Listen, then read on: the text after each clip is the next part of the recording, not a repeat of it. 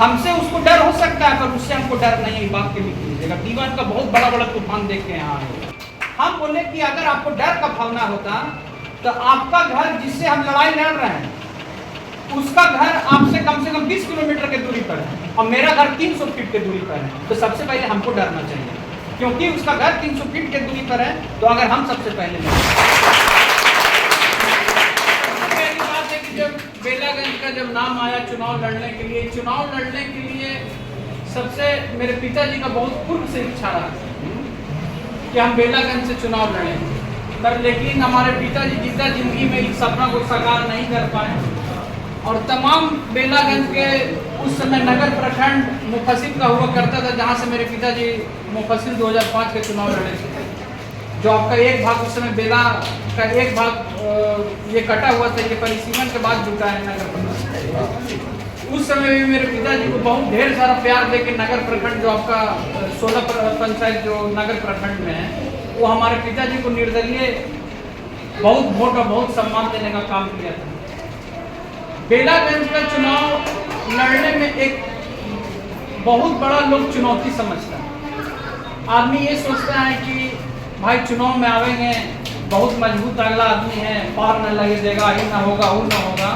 हम आपको बता देना चाहते हैं कि मेरा परिवार उनके खिलाफ 95 से लड़ाई लड़ते हैं। मेरे पिताजी जब 2001 में जब जिला परिषद बने थे, फिर जिला परिषद अध्यक्ष का जब चुनाव हो रहा था, तो उन्होंने जो आपके जो पहले जो विधायक जो मंत्री जो एमपी बने हैं वहाँ से, उन्होंने शुरू से हम लोग का विरोध 2001 से करते हुए जिला परिषद अध्यक्ष में उनका जो कैंडिडेट था वो सत्येंद्र यादव थे और हमारे पिताजी अकेले सब इन लोग के खिलाफ में, और सब समाज का, चाहे भूमियार का समाज हो, राजपूत हो, आपको सब अति पिछड़ा हो, सब ने मदद करके मेरे पिताजी का सब जात का वोट दे के जिला परिषद अध्यक्ष जिला में काबिज करेगा। यही 2003 में मेरी माँ को निर्दलीय एमएलसी भी बनाने का आप लोग सब मिल के सब बनाए। अब कहना है कि बेलागंज में हम आपके पास आ रहे हैं, तो सबसे पहले 3 मुद्दा को लेके आ रहे हैं।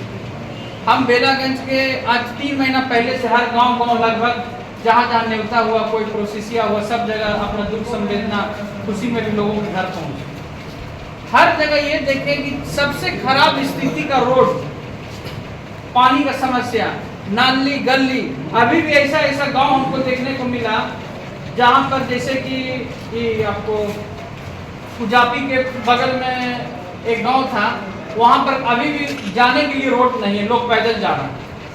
आपको ननकू बिघा में गाड़ी फॉर्चूनर जैसा गाड़ी फंस गया। ये आज़ादी के 70 साल के बाद स्थिति है, और जितना खराब स्थिति बेलागंज में है वैसा स्थिति पूरे गया जिला में और 9 विधानसभा में नहीं है। अगर विश्वास नहीं करेगा तब जाके 12 चट्टी और बोधगया का भी इस क्षेत्र देख लीजिएगा, जो इससे भी देहाती क्षेत्र है, और वहाँ भी सब जगह नली गली सड़क बना हुआ है। मामला ये है कि 33 साल से लोगों को ठगा गया है। हम जो मेरा बात है, क्या पता इसको कितना सच्चाई मानिएगा नहीं मानिएगा ये बात का, तो जो ठगाई जो हुआ है लोगों को, तो लोग का लग रहा है कि दर तरीके ही जीत जाए। कोई आदमी जो इनको खिलाफ लड़ता है वो चुनाव जीत के फिर कभी आता नहीं है जनता लोग की मदद करने के लिए, तो आदमी का और हौसला टूट जाता है। तो सबसे पहला मेरा साफ 3 मुद्दा है। एक मुद्दा तो विकास का है कि पानी, बिजली, सड़क हम आपके पास पहुंचाएंगे। 33 साल और 10 महीना का चुनाव तो केवल 10 महीना का है ना।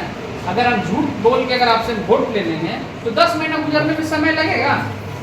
आप 10 महीना में हमने इस बातों को अपना सीएम हाउस से लेकर अपने वरीय नेता, हमारे जो गार्जियन सब नेता हम लोग को हमने बात रखा, कहा कि सर हवा में विधायक बनना कोई एक बार बन जा सकता है, पर लेकिन पार्टी का झंडा, एनडीए का झंडा एकदम बुलंद करने के लिए, आपको जड़ से काटने के लिए सर पानी, बिजली, सड़क और थाना बीडीओ सीओ का इंतजाम करना पड़ेगा। तो बोले कि पानी, बिजली, सड़क तो सुशासन में हर जगह हुआ है। हम बोले सर सुशासन में जरूर हुआ है, पर लेकिन सर बेलागंज में एक आदमी छतरी लगा के रखा था कि जो सुशासन का किरण पूरी तरीके से धरती पर नहीं गिर पाया। उस आदमी को आप लोग अच्छे से जानते हैं। अब क्या कहना है कि फिर बोले कि ठीक है ये काम तो हो जाएगा। सब बोले कि सर इस बात को हम जनता के बीच में बोलेंगे कि हम कहेंगे, ऐसे लोग को ही लगेगा कि अरे यार सब नेता तो यही आके कहता है कि बस अबरी हो जाएगा, अबरी हो जाएगा। एक नेता तो यहाँ 100 के नोट में भी कितना आदमी के काम लिख के दे दिए हैं कि भाई आ जाएगा, 20 साल से रोड बन रहा है, ट्रांसफार्मर लग रहा है। बहुत ऐसा घटना है जो आप लोग खुद जानते हैं। हम बोले सर कि थाना वीडियो सीओ तुम क्यों बोल रहे हो? हम बोले सर थाना वीडियो सीओ इसलिए मैं बोल रहा हूँ कि लोगों को सर केस के नाम पर यहाँ डराया जाता है कि अगर तुम उसको वोट न दोगे तो तुम केस में फंसोगे, तुम अगर उसको मदद नहीं करोगे तो सीओ तुमको परेशान करेगा। तो ये हमारे पार्टी के नेता और हम लोग को सर शक्ति दीजिएगा कि लोगों को न्याय संगत और न्याय दिलाने का, अगर आप हमको शक्ति दीजिएगा तो 1000% सर पार्टी को वहाँ से जिता के लाने का हम काम करेंगे। तो बोले कि तीनों चीज हम जब ये सब बात हम जब उनसे वादा करके हम जब सब हम हो गए तो हम बोले कि भाई अब लड़ने के लिए चुनाव लड़ना। चुनाव हवा में नहीं लड़ा जाता, चुनाव के लिए तन मन धन शक्ति इज्जत सम्मान सबका लगा रहता है। मेरे साथ चचा है, सब है, जो भी मेरे आप मेरा साथ दीजिएगा तो आप लोग सबका न सम्मान लगा हुआ है। मेरा सम्मान पटना गया में लगा हुआ है तो आपका सम्मान हर गाँव में लगा हुआ है। गाँव में आप हमको जिताइएगा तो आपका गाँव में आपका सम्मान बढ़ेगा कि ना भाई फलन जोड़े घूरे चले जिता देंगे होगा क्या है आदमी। अब क्या हुआ कि जब हम सब बात को घूमे 15,000 लोगों से अगर हम मिले होंगे तो 8,000 आदमी ही साथ दिया। कह रहो कि बाबू तोहर पटिया के हम साथ देवो तू हमारा साथ देगा कोई आफा सुल्तानी होते था। हम बोले कि 1000% अगर वोट देने के चलते, अगर आपको वोट देने के पहले कोई तंग करे, चाहे वोट देने के बाद कोई तंग करे, अगर आपको कोई छुट्टी भी कटेगा तो हमारा पार्टी और हम आपको मरहम लगाने का काम करेंगे और आपका लड़ाई हम लड़ेंगे। इस बात की अब हमको गारंटी रहेगी। हम बोले कि अगर आपको डर का भावना होता तो आपका घर जिससे हम लड़ाई लड़ रहे हैं उसका घर आपसे कम से कम 20 किलोमीटर के दूरी पर है और मेरा घर 300 फीट के दूरी पर है, तो सबसे पहले हमको डरना चाहिए क्योंकि उसका घर 300 फीट के दूरी पर है। तो अगर हम सबसे पहले लड़ते, अभी तक लोगों को उठा के अपना काम कर दे रहे थे। अगर कोई मुस्लिम लड़ता था तो गलत गलत धर्म का बात करके गजब गजब बात आप जानते हैं कि धर्म के गौकसी के बारे में क्या क्या चर्चा करके लोगों को धार्मिक उन्माद फैला के चुनाव जीत जाते थे। जब कोई पिछले बार कुशवाहा समाज के जब चुनाव लड़े तो हम लोग के समाज में यादव में गए, बोले कि तुम लोग क्या हम अलग हैं से तुम लोग बेटी बहन के साथ ही जादू न करोगे, ऐसे करके अपना वोट लेने का काम किया। हम खुलेआम तौर पर ये बोलना चाहते हैं कि आप लोग एक बार हमको साथ दीजिए, 10 महीना मेरे पार्टी को साथ दीजिए और 10 महीना का 33 साल से तुलना कर लीजिएगा। अगर हम आपका साथ नहीं रहोगे तो अगले बार हम आपसे नजर मिलाने लायक नहीं रहेंगे। आपको मैं बता देता हूँ कि पॉलिटिकल साइंस ऑनर्स से लेकर दिल्ली यूनिवर्सिटी से पढ़े हुए हैं, साथ साथ इस बार मेरी माँ चुनाव लड़ रही हैं। हम माँ की तरफ से मुख्य कार्यकर्ता के रूप में आप लोग के सामने एकदम एनी टाइम आप लोग के साथ हम तैयार रहें। कभी भी हो, मेरा घर भी आप देखें, सबको बहुत लोगों का बुलाएं, सब लोग कितने लोग आए भी हैं। हम इस सब बात का आपको आश्वस्त करना चाहते हैं कि आपसे हम कभी पीछे नहीं हट पाएंगे। नजर में नजर मिला के बात करेंगे, चाहे हम कितना भी घोर संकट में हम कभी भी पड़े पर, लेकिन जो मेरा आदमी था, हम कभी भी हम अपने आदमी को छोड़ने का काम नहीं किया। जो भी मेरे साथ कुछ लोग होंगे जो जुड़े हुए भी होंगे, उन लोग जानते होंगे कि हमारे नेचर क्या है।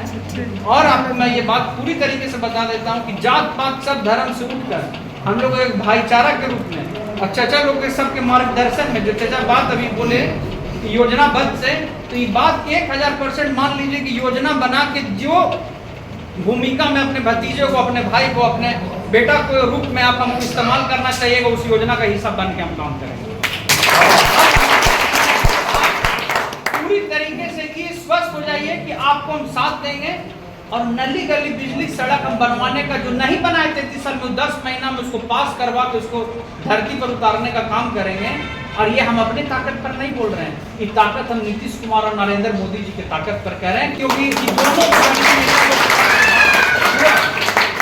आज इस बात को आप हमेशा एकदम मन में कभी भी भूल जाइएगा कि हम लोग किसी से डरने वाले व्यक्ति हैं। अगर डरने वाले व्यक्ति कभी भी कोई इतना खुलेआम को चैलेंज करने का बात नहीं कर सकता, और हमसे उसको डर हो सकता है पर उससे हमको डर नहीं है, बात के लिख लीजिएगा। दीवान का बहुत बड़ा बड़ा तूफान देख के यहाँ आए। ठीक है, हम यही आपसे आशा करते कि आप हमारा साथ दीजिए। आप हमारे लिए एक कदम चलिएगा तो हम 10 कदम 1000% चलेंगे। और अभी लंबा है, 10 महीना के लिए हम आपको झूठ बोलने का काम नहीं करेंगे, आपके लिए काम करेंगे। बस इन्हीं सब से मैं आपको सबसे हाथ जोड़ के गुजारिश करते हैं कि आप लोग इस बार हमारे पार्टी को जिताइए और हम लोग आपके साथ रहेंगे। और कभी भी कोई दिक्कत हो, कोई परेशानी हो, मान लीजिए फोन से बात ना हो तो सीधे आप मेरे घर आइएगा, हमेशा एनी टाइम आपके साथ रहेंगे। ठीक।